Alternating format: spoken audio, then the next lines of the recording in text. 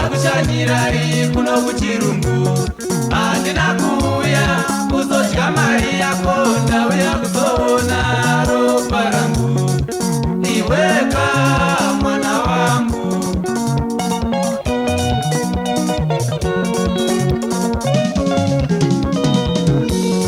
Sada kushanyirari kuno kuchirungu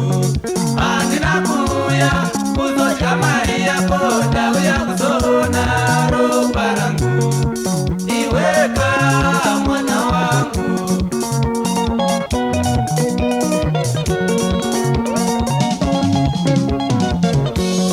iwele mkati wako monidanira nekuti mava mdoroba unokanga makuti maiva kumusha wandaikurera indichitambura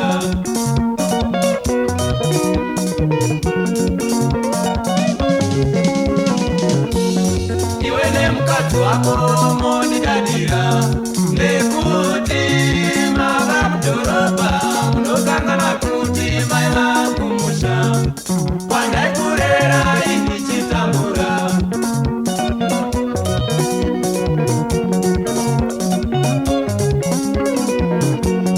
handina kuziva kuti zvingakukumburai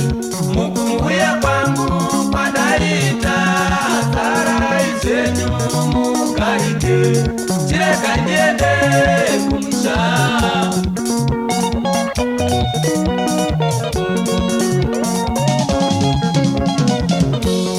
handina kuziva kuti zvingakukumburai mukumbuya kwangu kwadaita zarai zvenyu mugarike chirega ndiende kumusha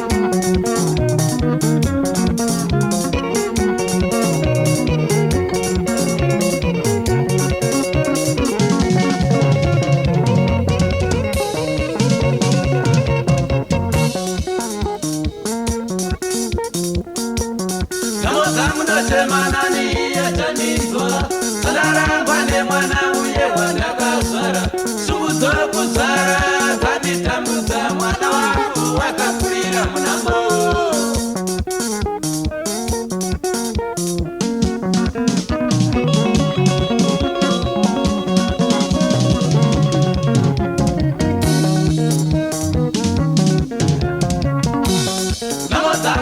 manani yatanizwa sadarangwa ne mwana uye wandakazvara sungudzo kuzara kanditambudza mwana wangu wakakurira munambo